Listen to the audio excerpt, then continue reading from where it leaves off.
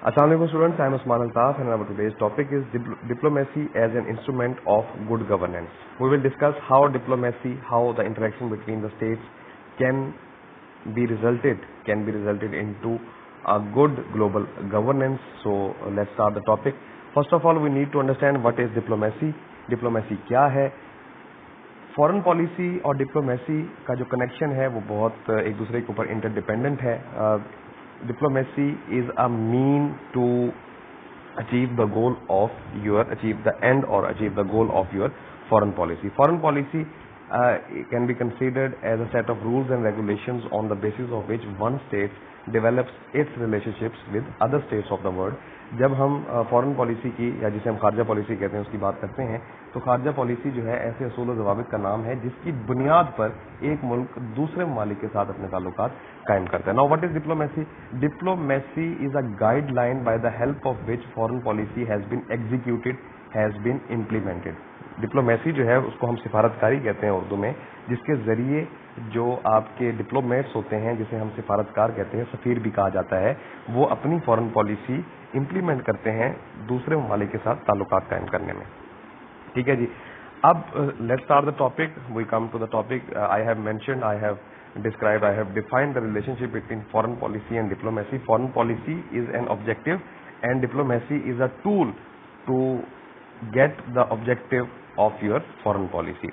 The function of diplomacy is influenced by a complicated combination of different interrelated factors. जो diplomacy होती है जिसे हम सिफारतकारी कहते हैं वो मुख्तलिफ वो combination होता है मुख्तलिफ interrelated factors का, interrelated या interdependent factors का. वो तमाम के तमाम factors जो एक दूसरे के ऊपर interdependent होते हैं वो मिलकर execute कराते हैं आपकी foreign policy को through diplomacy. ठीक है जी.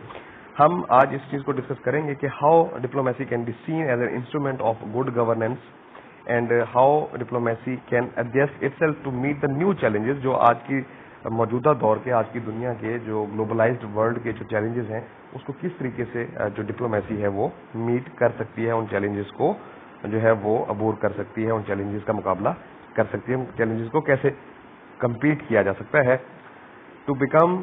more relevant, open and agile, to modify its methods and to fully utilize opportunities offered by the technological revolution. देखें, the world has become a global village because of the concept of globalization and because of technological revolution. जो आपकी industrial और technological advancement है उसका असर ना सिर्फ आपके मयार ज़िंदगी पे, स्टैंडर्ड ऑफ लाइफ पे हुआ है, ना सिर्फ स्टेट की जीडीपी के ऊपर, जीएनपी के ऊपर, स्टेट की डेवलपमेंट के ऊपर हुआ है, बल्कि इसका असर जो है वो आपकी डिप्लोमेसी और फॉरेन पॉलिसी के ऊपर भी इसका भरपूर असर हुआ है. और किस तरीके से मौजूदा दौर के चैलेंजेस को सामने रखते हुए डिप्लोमेसी को मजीद ओपन और अजाइल और इफेक्टिव बनाया जा सकता है, और किस तरीके से जो डिप्लोमेसी है, how we can modify the methods of diplomacy to achieve और to utilise the opportunities which have been come after the technological revolution. New challenges की जब हम बात करते हैं 100 years ago the question of the future of diplomacy was raised as a result of technological progress. The invention of the radio and the telegraph and the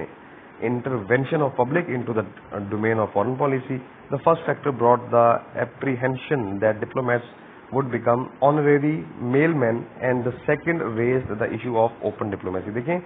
जो आपकी technological advancement है 100 साल पहले की जब हम बात करते हैं तो रेडियो टेलीग्राफ की सूरत में और पब्लिक ओपिनियन को जब हमने फॉरेन पॉलिसी की डोमेन में शामिल करना शुरू किया तो इससे क्या हुआ, इससे जो डिप्लोमेट्स थे उनको ऑनरेरी मेलमैन कहा जाता है. ये प्यामबर होते हैं, प्यामबर के मैसेजेस को, अपनी स्टेट के मैसेजेस को दूसरी स्टेट तक कन्वे करना, अपनी फॉरेन पॉलिसी के ऑब्जेक्टिव्स को दूसरी स्टेट के सामने रखना, अपने इंटरेस्ट को दूसरी कंट्रीज के इंटरेस्ट के साथ एडजस्ट करना वगैरह वगैरह. ये सारी चीजें जो हैं वो इमर्ज हुई विद द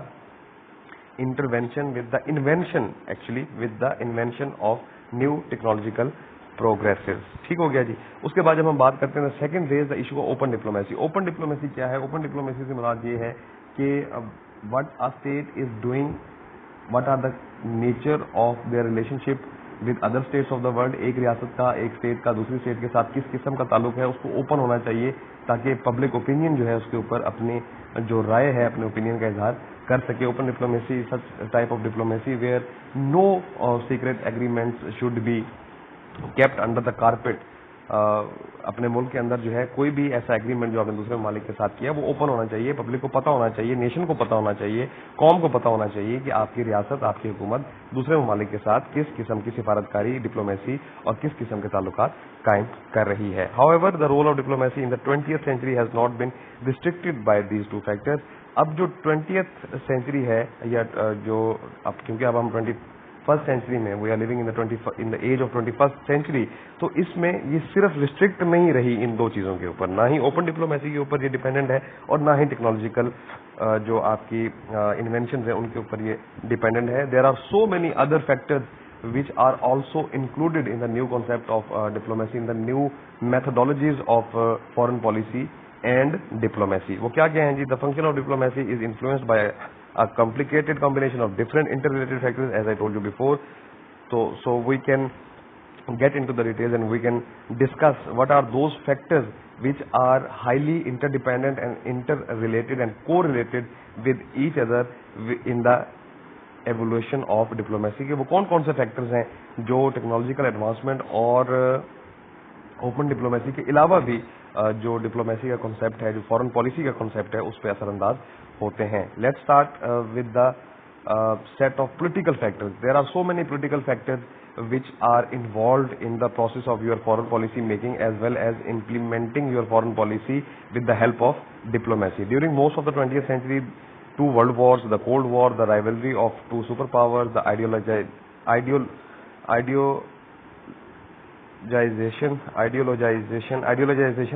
سے نکلا یہ لفظ, so یہ تھوڑا سا ٹنگ ٹویسٹر ہے تو اس لیے I hope you will forgive me for this, of international affairs and military confrontation have made diplomacy a subsidiary instrument of power politics and ideology. دیکھیں جب ہم پچھلے صدی کی بات کرتے ہیں تو اس میں پولیٹیکل فیکٹرز کیا تھے, اس میں خاص طور کے اوپر جو ہے کولڈ وار ہوئی,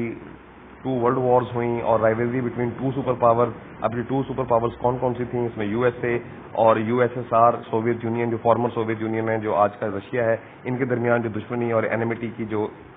ایک آئیڈیالوجیکل اور پولیٹیکل ڈفرینسز کی بنیاد کے اوپر ان کے درمیان کولڈ وار ہوئی. اور انٹرنیشنل افیئرز میں اور military confrontation have made diplomacy a subsidiary instrument of power politics and ideology. کہ ان ساری کی ساری وجوہات کی بنیاد کے اوپر, ان فیکٹرز کی بنیاد کے اوپر جو ہے جو ڈپلومیسی ہے وہ subsidiary instrument of power politics and ideology. کہ آپ کی جو ڈپلومیسی ہے وہ انڈر آ گئی ہے آپ کے پاور پالیٹکس اور آئیڈیالوجی کے, کہ you will have to perform your duties, you will have to develop your diplomacies under the influence of power politics and ideology. کہ آپ اپنی جو پاور پالیٹکس ہے, کہ آپ کی جو پولیٹیکل سچویشن ہے اور آپ کی جو آئیڈیالوجی ہے اس کے مطابق آپ نے اپنی ڈپلومیسی کو سیٹ کرنا ہے. As a result diplomacy has very often executed the dance of death. کیونکہ جو ہے وہ جو ہم نے ابو مینشن جو وارز کی بات کی ہے, 2 ورلڈ وار کی بات کی ہے, کولڈ وار کی بات کی ہے, جو ملٹری کنفرنٹریشنز کی بات کی ہے, اسی طریقے سے USSR اور USA کے درمیان جو وار کی بات کی ہے, تو اس کے نتیجے میں اس کا ڈپلومیسی کی جو ایک خوبصورت سی ٹرم استعمال کی جاتی ہے اسے ڈانس آف ڈیتھ کہا جاتا ہے. تو یہ diplomacy has become more important, more effective in this regard. Diplomacy کا مطلب ہوتا ہے کہ آپ اپنے جو کانفرنٹیشنل ایشوز ہوتے ہیں, جو آپ کے کانفلکٹ ہوتے ہیں, اس کو نیگوسیشن کے ذریعے, مذاکرات کے ذریعے, گفت و شنید کے ذریعے حل کرتے ہیں. لیکن اس کے باوجود بھی اگر جنگ ہوتی ہے تو then it can be said that diplomacy is the dance of death. The end of the cold war has radically change international political scene. ظاہر سی بات ہے جی, کولڈ وار کے بعد جو ہے جو سب سے بڑا جو ریڈیکل چینج آیا ہے انٹرنیشنل پولیٹیکل سین میں وہ کیا ہے کہ before the end of the cold war there were 2 super powers. The world was being divided into 2 blocks, the capitalist bloc and the communist bloc. Of course, capitalist bloc was being headed by USA and communist bloc was being headed by USSR, which was called Soviet Union as well. But after the end of Cold War, after the disintegration of USSR becoming Russia, so the world political or the global international political scene has been changed dramatically. Now there is only a single superpower which can also be considered as a unipolar system in the world. America has become the only superpower. تو اس کی وجہ سے جو ہے بہت ساری چیزیں جو ہے وہ چینج ہوئی ہیں. اور کولڈ وار کے اینڈ ہونے کے بعد, 2 بلاک سسٹم ختم ہونے کے بعد, یونیپولر سسٹم ایمرج ہونے کے بعد, امریکہ کے واحد سپر پاور بننے کے بعد جو ہے اس کا جو اثر ہے پولیٹیکل سین کا جو چینج ہونے کا وہ آپ کی فارن پالیسی اور ڈپلومیسی پر بھی واضح نظر آتا ہے. آج کل ہم سویلائزیشنل پیراڈائم کی بات کرتے ہیں which affects not only the major units of the world polities جسے ہم اسٹیٹس کہتے ہیں, but which also brings new actors into forefront of international relation. دیکھیں جب ہم سنگل سپر پاور کی بات کرتے ہیں, یونیپولر سسٹم کی بات کرتے ہیں کہ دنیا میں صرف ایک ہی سپر پاور ہے, تو اس کا نتیجہ کیا ہوا ہے کہ اسٹیٹس کی جو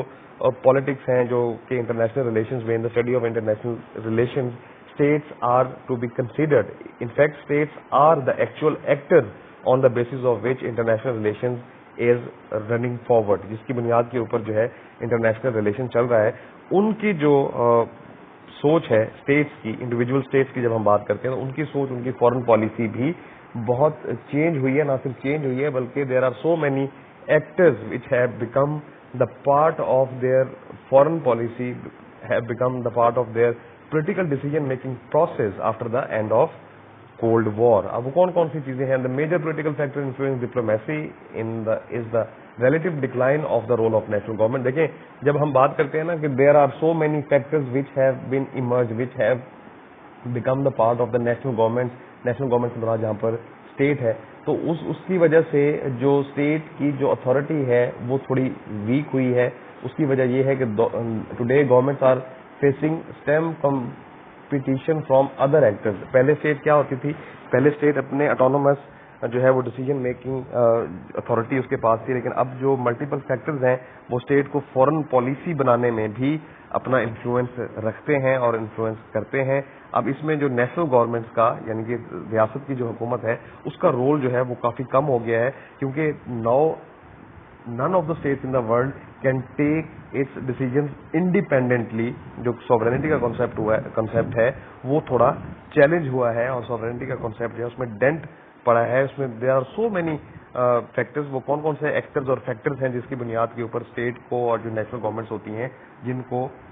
جو ہے ان فیکٹرز اور ان ایکٹرز کو جو ہے وہ سامنے رکھنا ضروری ہے, ان کی سے لینا ضروری ہوتا ہے. اس میں پرائیویٹ سیکٹر ہے, اس میں ریلیجیس گروپس ہیں, اس میں امیگرینٹس ہیں, اس میں میڈیا ہے, and other entities of the civil society are demanding from the government that their interest be taken into consideration and that they have a say in making and implementation foreign policy. وہی بات آ گئی کہ یہ جو آپ کے religious groups ہیں, جو امیگرینٹس ہیں, جو پرائیویٹ سیکٹر ہے, جو سول سوسائٹی ہے, یہ سارے کے سارے جو ہے وہ اپنی نیشنل گورنمنٹس کو, اپنی اسٹیٹ کو اس انفلوئنس کرنے کی طاقت رکھتے ہیں, اہلیت رکھتے ہیں کہ فارن پالیسی بناتے وقت ان کے انٹرسٹ کو بھی مد نظر رکھا جائے, جو کہ کولڈ وار سے پہلے ایسا نہیں تھا. تو اب کیونکہ اسٹیٹ سسٹم جو ہے وہ فرجائل ہے, وہ ویک ہے, national governments can not make their decisions by themselves alone, وہ اکیلے طور کے اوپر اپنا ڈیسیجن میک نہیں کر سکتی. تو فارن پالیسی میں بھی نیشنل پالیسیز سے لے کر فارن پالیسیز تک یہ جو آپ کے ریلیجیس گروپس ہیں, میڈیا ہے, سول سوسائٹی ہے, پرائیویٹ سیکٹر ہے, این جی اوز ہیں, امیگرینٹس ہیں, یہ سارے جو گروپس ہیں, ڈفرینٹ جو فیکٹرز جن کو ہم فیکٹرز کہتے ہیں, یہ نہ صرف ایک دوسرے کے ساتھ جڑے ہوئے ہیں, اسٹیٹ کے ساتھ تو ان کا تعلق ہے سو ہے, نہ صرف یہ آپس میں جڑے ہوئے ہیں بلکہ یہ مل کر اسٹیٹ کو, اسٹیٹ کی پالیسیز کو, اسٹیٹ کی نیشنل پالیسیز کو اور فارن پالیسی میکنگ پروسیس کو بھی جو ہے یہ انفلوئنس کا, اگر ڈسٹرب نہیں کرتے تو ایٹ لیسٹ انفلوئنس ضرور کرتے ہیں, اس پہ اپنا اثر رکھتے ہیں. لوگ جو ہیں وہ فریلی ٹریول کرنا چاہتے ہیں, they want to do their businesses abroad away from their country. So in this regard there are so many non-political organizations, non-governmental organizations who have demanded from the states. یہ cold war کے بعد ایک phenomena شروع ہوا کہ پوری دنیا میں جو ہے جو ڈفرینٹ کنٹریز ہیں, فار ایگزامپل اگر آپ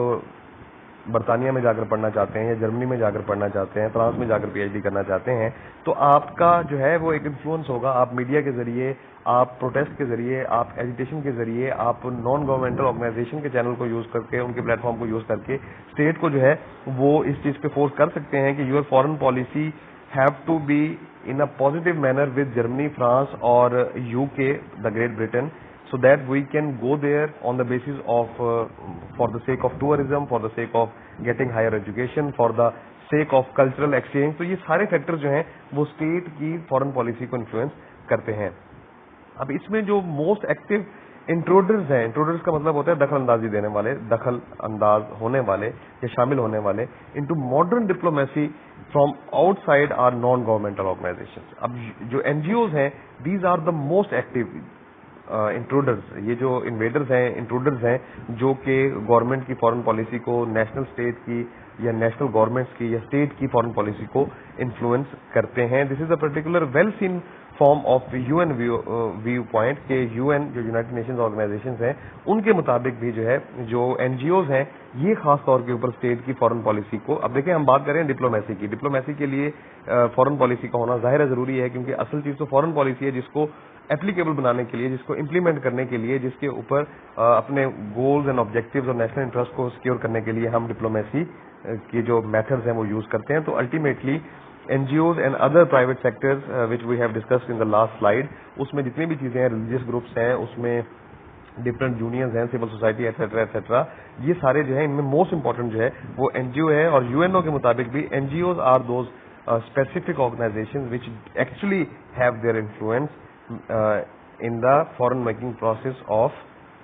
policy making process of the states or the national governments. For example, in Geneva there are currently about 1400 NGOs officially registered with the UN office. اب یہ جو جنیوا کے حوالے سے جب ہم بات کرتے ہیں, جنیوا میں 1400 تو 1400 NGOs تو جو آفیشلی رجسٹرڈ ہیں یو این آفس میں وہاں پر موجود ہیں. تو اب آپ اندازہ کر سکتے ہیں کہ how much powerful these NGOs are. All of them are international, ساری کی ساری انٹرنیشنل ہیں and have branches in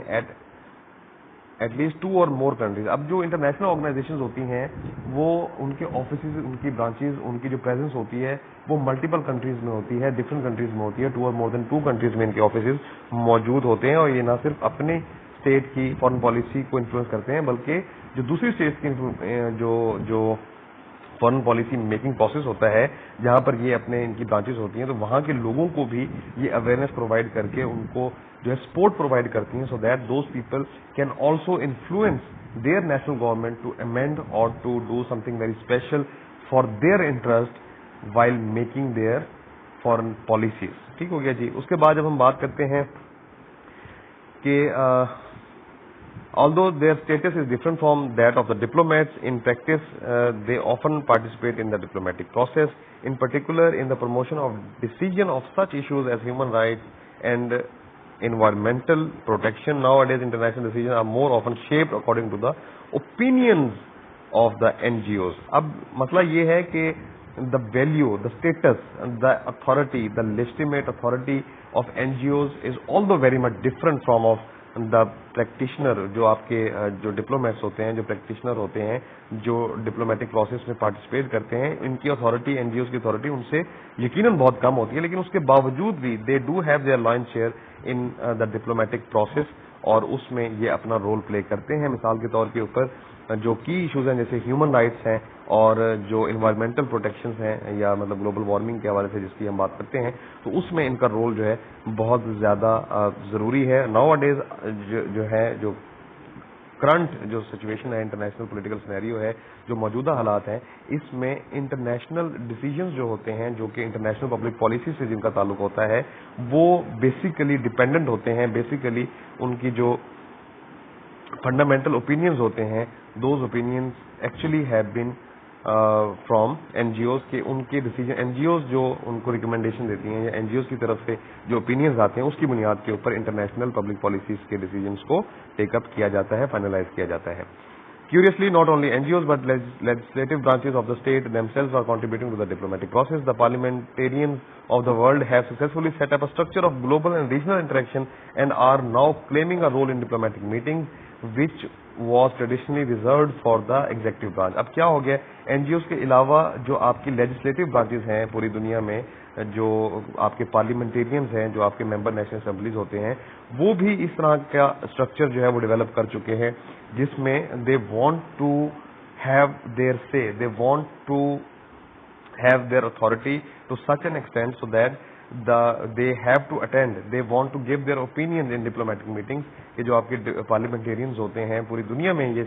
جو ایک اسٹرکچر ڈیولپ ہوا ہے کہ global and regional interactions and are now claiming role of in diplomatic میں, اور وہ کلیم کرتے ہیں کہ ہمارا رول بھی ڈپلومیٹک میٹنگز میں ہونا چاہیے تاکہ ہم بھی جو ہے اپنی رائے کا اظہار کر سکیں اور ڈپلومیٹک جو میٹنگز ہیں اور جو methods and the methodologies of implementing your foreign policy through diplomacy ہے اس کو بھی جو ہے اس میں ہمارا رول بھی ہونا چاہیے. حالانکہ پہلے ایسا نہیں تھا,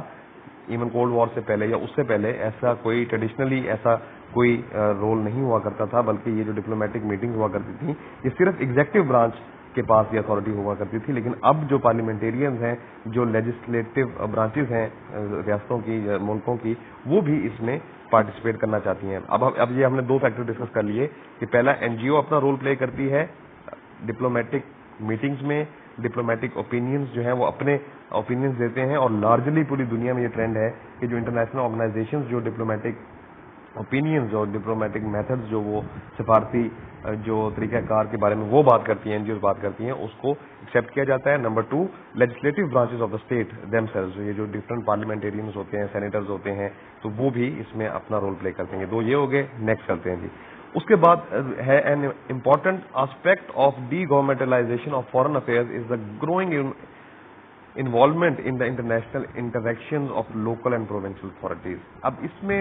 ایک اور چیز، 2 چیزیں ہم ڈسکس کر چکے ہیں. تیسری چیز یہ ہے کہ فارن افیئرز میں کیونکہ we are living in the age of free trade and free economy اور لبرل جو گورنمنٹ ہے، لبرل ڈیموکریسی ہے، اس میں زیادہ زور اس بات پہ دیا جاتا ہے کہ جو اسٹیٹ کی نیشنل گورنمنٹ ہے اس کو فارن افیئر سے جو ہے وہ دور رکھا جائے، اور اس میں جو آپ کے لوکل جو اتھارٹیز ہیں جیسے پروونشل اتھارٹیز ہیں ان کا رول جو ہے وہ اس میں بڑھتا چلا جا رہا ہے. مثال کے طور کے اوپر it is not uncommon for the heads of a local government to visit your agency because they wish to participate in the programs directly rather than through the national government. اب یہ few years ago this was difficult to imagine. اب کچھ سال پہلے جو practice ہم نہیں دیکھتے تھے، جس کو امیجن کرنا ہی بہت مشکل تھا، we can not even imagine at that time کہ جو آپ کی نیشنل گورنمنٹ ہے، جو فیڈرل گورنمنٹ ہے، most of the times foreign policy have been made by national government. In fact all of the time foreign policy of the state has been set by the national government, جو آپ کی federal government ہوتی ہے. لیکن اب نئی practices کیا ہیں ڈپلومیسی کے نئے ٹرینڈ میں؟ جو آپ کی لوکل گورنمنٹس کے جو ہیڈز ہوتے ہیں یا آپ کے پروونشل گورنمنٹس کے جو ہیڈ ہوتے ہیں وہ پارٹیسپیٹ کرنا چاہتے ہیں ڈفرینٹ، اور یہ ویزیبل ایگزامپل ہے اور یہ اب بالکل کامن سی بات ہے کہ یو این ایجنسیز کو وہ لوگ وزٹ کرتے ہیں اور وہاں جا کر کے ڈائریکٹلی پارٹیسپیٹ کرتے ہیں، اپنے بہاف کے اوپر پارٹیسپیٹ کرتے ہیں to give their opinion and to give their consent, اپنی اجازت بھی اور اپنی جو اوپینینز ہیں وہ وہاں پہ جا کر کے ڈسکس کرتے ہیں. اب وہ نیشنل گورنمنٹ کے یا فیڈرل گورنمنٹ کے جو ہے وہ محتاج نہیں رہے، بلکہ جو پروونشل گورنمنٹس ہوتی ہیں یا لوکل گورنمنٹ کے ہیڈز ہوتے ہیں وہ ڈائریکٹلی پارٹیسپیٹ کرنا چاہتے ہیں اور کر رہے ہیں in the proper application of diplomacy. اچھا، during the conference of the mayors of the Mediterranean cities in Barcelona many recognized that they often have more close economic or cultural ties with their partners across the sea than with their national capitals. اب یہ Mediterranean سی کے حوالے سے جب ہم Barcelona کی بات کرتے ہیں، میڈیٹرین سٹیز کے حوالے سے بات کرتے ہیں، تو they are of the opinion, they claimed that their relationships with other partners belonging from other countries, belonging from any other state, economic اور کلچرل ان کے جو ریلیشنز ہیں وہ ان کی اپنی نیشنل گورنمنٹ سے زیادہ انڈیویجول ہیں. اب آپ اندازہ کر لیں کہ ڈپلومیسی کہاں رہ گئی اب، کہ جو ٹریڈیشنل ڈپلومیسی تھی وہ کس حد تک چینج ہو گئی ہے کہ جو آپ کی لوکل باڈیز ہیں جیسے پروونسز ہیں، جیسے آپ کی لوکل گورنمنٹس ہیں، فری ٹریڈ ہے، تو اس حوالے سے دیور آف دا اوپینین، یہ ایگزامپل کے طور کے اوپر یہاں پر یہ چیز کوٹ کی گئی ہے کہ مینی ریکگنائز یہ جو میڈیٹرین سٹیز اور بارسلونا کے جو میڈیٹرین سٹیز ہیں اس کے جو ڈفرینٹ جو ریپرزینٹیٹیوز ہیں on the local level, they're of the opinion کہ ان کے جو کلوز اکنامک اور کلچرل ٹائز ہیں وہ اپنی نیشنل گورنمنٹ سے زیادہ ہیں دوسرے ممالک میں. Many big cities and provinces have enough resources not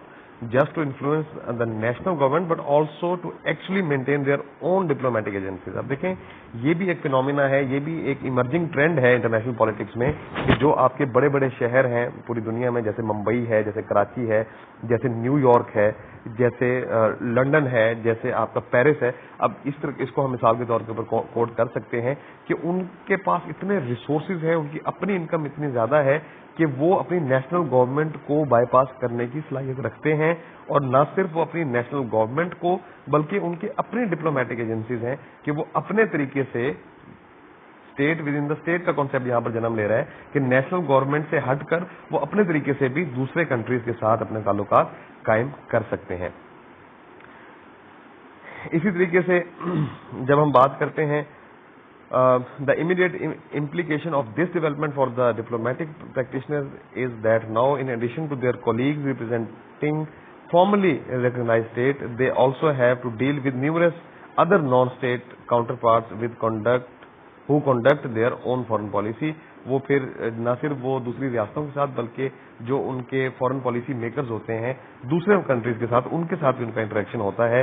اور اس سے کیا ہوتا ہے کہ دونوں اسٹیٹس کے درمیان یہ جو نان اسٹیٹ ایکٹرز ہوتے ہیں، دونوں اسٹیٹس کے درمیان یہ جو نان آفیشیل لوگ ہوتے ہیں،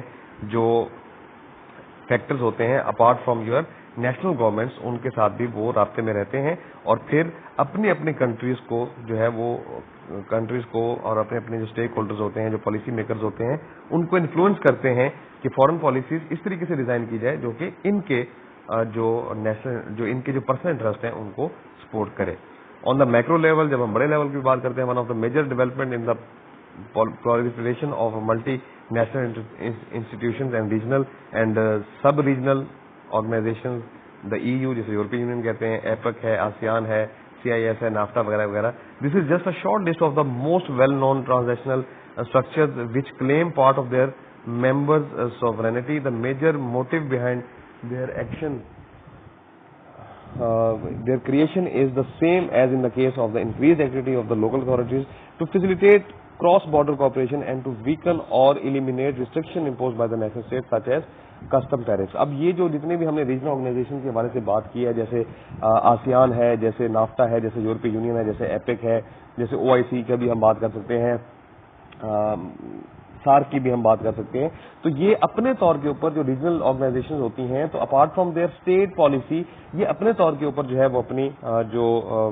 ڈیزائن کرتے ہیں، پالیسیز ڈیزائن کرتے ہیں، ڈپلومیٹک اسٹرکچر ڈیزائن کرتے ہیں. یہ بھی ڈپلومیسی کے لیے ایک بہت بڑا ایک چینج ہے، پیراڈائم شفٹ اس کو ہم کہہ سکتے ہیں. دوسرا جو اہم فیکٹر ہے، the second set of factors that make the life of modern diplomat increasingly difficult is of an economic nature. جب دوسرا جس طرح ہم نے ٹریڈ کی بات کی، فری ٹریڈ کی بات کی یا ٹریڈ ریلیشنز کی بات کی، جس طرح ہم لبرل ٹریڈ کی بات کرتے ہیں یا فری ٹریڈ کی بات کرتے ہیں، اس کی وجہ سے بھی ڈپلومیٹ کے لیے بہت زیادہ پرابلم. کیونکہ ڈپلومیٹ، آپ اس بات کو سمجھیں کہ diplomat are working within the strict limitations of their national governments, کہ وہ اپنی حکومتوں کے انڈر کام کرتے ہیں، جبکہ یہ جو پرائیویٹ سیکٹر ہوتا ہے، NGOs ہوتے ہیں، ریلیجیس گروپس ہوتے ہیں یا ریجنل آرگنائزیشنز ہوتی ہیں یا اکنامک جو آپ کے ڈفرینٹ جو کوآپریٹو گروپس ہوتے ہیں، یہ اسٹیٹ کے اندر کام نہیں کرتے، یہ پرائیویٹ ان نیچر ہوتے ہیں، یہ اپنی مرضی سے اپنے تعلقات جو ہے کراس بارڈر ریلیشن شپس کو ڈیولپ کرتے ہیں. اچھا، اس میں کیا ہے، economic diplomacy is gradually taking over the traditional politics oriented diplomacy, کہ یہ جو آپ کی اکنامک ڈپلومیسی ہے، فری ٹریڈ ہے، کہ لوگ اپنے بزنسز جو ہیں وہ دوسرے کنٹریز میں جو ہے وہ اسٹیبلش کر لیتے ہیں، وہاں پر گرو کرتے ہیں اپنے بزنس کو. اب آہستہ آہستہ with the passage of time یہ جو اکنامک ڈپلومیسی ہے at the grass root level between the people, between the regional organization, private organization, non governmental organization, intergovernmental organization جسے ہم IGOs کہتے ہیں، یہ آہستہ آہستہ جو ہے یہ ریپلیس کر رہی ہے ٹریڈیشنل پولیٹیکل جو ڈپلومیسی ہے، ٹریڈیشنل پالیٹکس اورینٹڈ ڈپلومیسی جو آپ کی نیشنل ڈپلومیسی ہے، اس کی جگہ یہ آہستہ آہستہ اپنے قدم جما رہی ہے. Allot has been written in recent years about the phenomenal growth of transactional economic interactions. ظاہر سی بات ہے، یہ بہت ساری چیزیں جو ہے اس کے بارے میں لکھی بھی گئی ہیں، اس کو سامنے بھی لایا گیا ہے کہ جو اسٹیٹ سے ہٹ کر جو اکنامک ٹائز یا اکنامک ریلیشنز ڈیولپ کیے جاتے ہیں among different organizations at private level, وہ جو ہے آپ کی ڈپلومیسی میں بہت اہم کردار ادا کرتے چلے جا رہے ہیں. Indeed with the huge expansion of international trade, the power of private companies and the electronic transfer of money, private entrepreneurs and fund managers are eclipsing central bankers and finance minister, کہ یہ جو آپ کے private companies ہیں، electronic transfer of money ہے، اور یہ جو آپ کی انٹرنیشنل ٹریڈ ہے، اس کے بڑھنے سے کیا ہوتا ہے، یہ جو آپ کے فائنانس منسٹر اور سینٹرل بینکرز ہوتے ہیں یہ ان کے اوپر ہائیلی ڈیپینڈنٹ ہوتے ہیں، تو پھر ultimately they influence the national policy as well about diplomacy. یہ الٹیمیٹلی جو ہے اپنے جو اکنامک انٹرسٹ ہوتے ہیں، اپنی جو ان کی کمپنیز ہوتی ہیں، ان کے کارپوریٹ سیکٹرز ہوتے ہیں اور پرائیویٹ بزنسز ہوتے ہیں، اس کی وجہ سے انٹرنیشنل ٹریڈ میں ایک لارج شیئر ہونے کی وجہ سے یہ ان کو بھی انفلوئنس کرتے ہیں. Meanwhile, the international economy is becoming more and more competitive. ظاہر سی بات ہے جی، کمپیٹیٹیو تو ہونا ہی ہے کہ جب ہر طرف جو ہے وہ ایک اکنامک وار کا دور ہے، we are living in the age of economic war, تو اس کی وجہ سے کمپٹیشن بڑھے گا اور maximum productivity has been witnessed. इससे आप प्रोडक्शन में और डेवलपमेंट में जो है उसकी तेजी भी देख सकते हैं. With the rapid development of the Pacific Rim countries and the opening to the outside world of the economies of such huge state as China and Russia, the world market has expanded dramatically. दुनिया की market जो है वो globally जो आपकी economic Giants हैं, जो large states हैं जैसे चाइना और रशिया है, उनकी वजह से पूरी दुनिया में जो वर्ल्ड जो मार्केट है, इंटरनेशनल मार्केट है, वो एक्सपैंड कर गई है, वो बहुत ज्यादा वसी हो गई है. और ये विद इन फ्यू ईयर्स हुआ है, विद इन लास्ट 1.5 डेकेड आप ये रैपिड चेंज देख सकते हैं. But so has the number of economic actors भी इसमें जाहिर है. अगर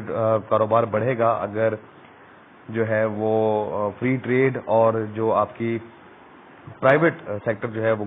ग्रो करेगा, तो उसमें जाहिर सी बात है फिर इकोनॉमिक एक्टर्स भी उसमें इजाफा होगा. Governments everywhere and are primarily concerned with maintaining the competitiveness of their economies. Accordingly, private economies' decisions are now largely controlling political choices of the government, and diplomats have to devote more time and energy than ever before to creation of a favorable environment for the trade and commerce. इसका नतीजा क्या निकलता है? जब आपके मुल्क के private businessman, private industries किसी दूसरे मुल्क के साथ जो है वो बहुत ज्यादा जो है वो अपना कारोबार सेट कर लेते हैं, जिसका ऑफ कोर्स मुल्क को भी फायदा होता है, इसमें कोई इतनी नुकसान वाली या खतरे वाली बात नहीं होती. लेकिन उसके बावजूद भी इसका एक फायदा है. Every coin has its to side. हर सिक्के के दो रुख होते हैं. एक फायदा होता है, दूसरा नुकसान होता है. उसमें क्या होता है कि जब प्राइवेट बिजनेसेस और इकोनॉमिक जो आपकी जो टाइज होती हैं, इकोनॉमिक रिलेशनशिप्स होते हैं एट द प्राइवेट लेवल, वो इतने ज्यादा स्ट्रांग हो जाते हैं कि फिर आपके मुल्क के जो प्राइवेट बिजनेसमैन होते हैं या बिजनेस एजेंसीज होती हैं या फर्म्स होती हैं या फैक्ट्रीज होती हैं या जो आपके इंडस्ट्रियलिस्ट्स होते हैं, वो अपनी गवर्नमेंट्स को जो है वो उनके सामने जो है वो चॉइसेस जो है उनको कंट्रोल करते हैं और गवर्नमेंट्स को मजबूर करते हैं कि वो उस मुल्क के साथ जहां पर इनका प्राइवेट बिजनेस है वहां पर बाकायदा तौर के ऊपर कोई इस तरह के पॉलिटिकल और अपनी फॉरेन पॉलिसी में उसको इतना फेवर करें और ऐसा उनके साथ अच्छा ताल्लुक हो, कोऑपरेटिव ताल्लुक हो, जिससे हमारे बिजनेस को फायदा हो और अल्टीमेटली मुल्क का भी फायदा होता है. तो इस सूरत हाल में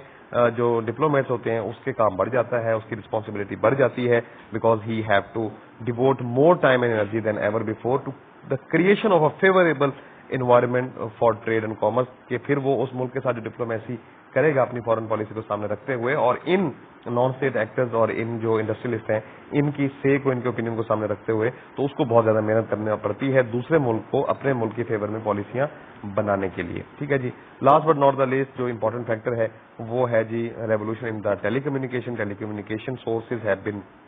ड्रामेटिकली इंक्रीज एंड डेवलप्ड, और उसकी वजह से भी जो है वो आपकी जो डिप्लोमेसी है, फॉरेन पॉलिसी है, उसमें बहुत ज्यादा जो है वो चेंज जो है वो विजिबल है. Of particular relevance to the diplomatic services are two technological developments: satellite broadcasting and digital networks, including the internet. So we should not get into the detail of the technological problem, as this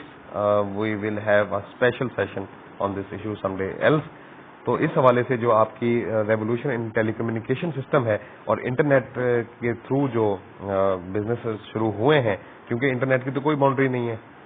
देखिए ना, आप यहाँ बैठकर America में बात कर सकते हैं, आप अपना कोई ऑनलाइन शॉपिंग कर सकते हैं, आप बाहर से कोई चीज़ मंगवा सकते हैं. अगर आप मंगवा सकते हैं तो फिर आप अपनी कोई प्रोडक्ट सेल भी कर सकते हैं. और ये बाइंग एंड सेलिंग क्या है? ये ट्रेड है. तो ये टेलीकम्युनिकेशन रेवोल्यूशन की वजह से भी जो the task of the diplomats and the new challenges of diplomacy that have been emerged, तो इसको देखने की जरूरत है. ये हमारा आज का टॉपिक था जी. इसको सुन लीजिएगा, देख लीजिएगा, पढ़ लीजिएगा. कोई प्रॉब्लम हो तो मुझसे डिस्कस कीजिएगा. Thank you.